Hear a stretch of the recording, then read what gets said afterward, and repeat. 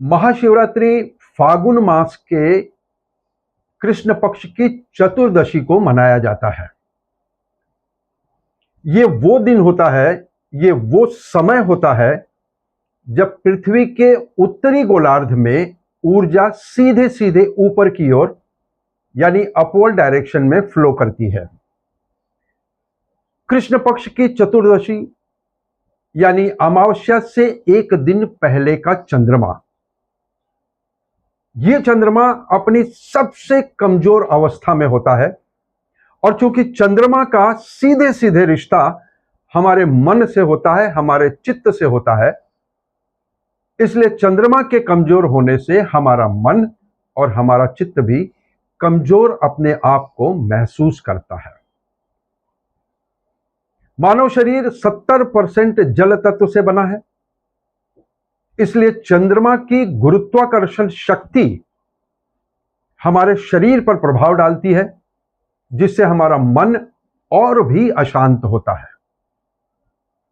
महाशिवरात्रि की रात्रि यही वो समय है जब हम रात भर जागरण करते हैं और सीधी अवस्था में बैठकर हम महादेव की आराधना करते हैं, उपासना करते हैं।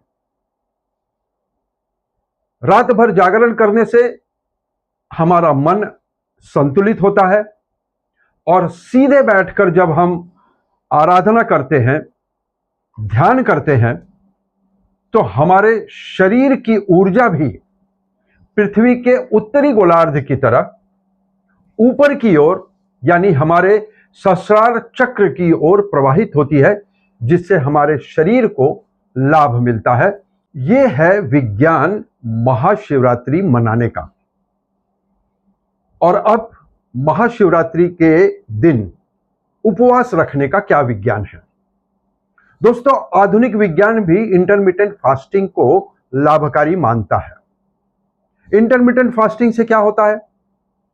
हमारे पाचन तंत्र को आराम मिलता है, हमारे शरीर में डिटॉक्सिफिकेशन की प्रक्रिया जो है वो तेज होती है, हमारा इंसुलिन लेवल नियंत्रित रहता है, हमारा मन शांत रहता है।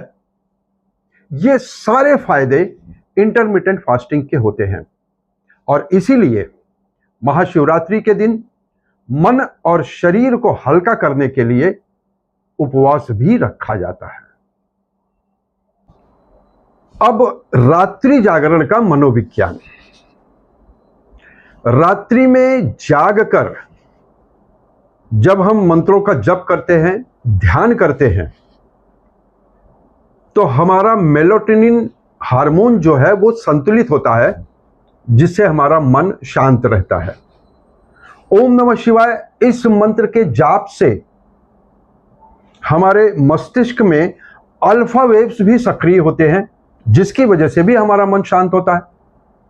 और जैसा कि मैंने पहले बताया, रात्रि में जागरण करते समय जब हम रीढ़ की हड्डी को सीधा रखकर यानी सीधी अवस्था में बैठकर जब हम मंत्रों का जाप करते हैं, तो पृथ्वी के उत्तरी गोलार्ध की तरह हमारी ऊर्जा जो है ये भी ऊपर की दिशा में फ्लो करती है, सहस्रार चक्र की ओर।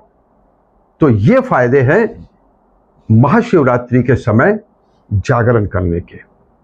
शिवलिंग का अंडाकार आकार ये कॉस्मिक एनर्जी का प्रतिनिधित्व करता है, जिससे हमारा मन शांत होता है। और इस अंडाकार आकार पर जब हम जल चढ़ाते हैं, तो उस जल चढ़ाने से जो ध्वनि निकलती है, वो ध्वनि हमें मेडिटेशन की अवस्था में ले जाती है और यह है व्हाइट नॉइज इफेक्ट का प्रभाव।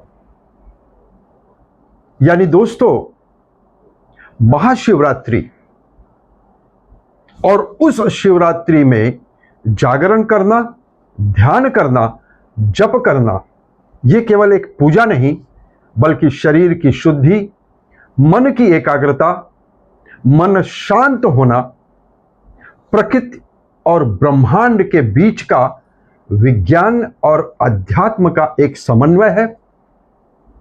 इसलिए इस वर्ष 2026 में महाशिवरात्रि जो 15 फरवरी को मनाई जा रही है, उसके लिए हिंदू साई गुरु चैनल की तरफ से हम अपनी पूरी टीम की तरफ से आप सभी को ढेर सारी शुभकामनाएं देते हैं।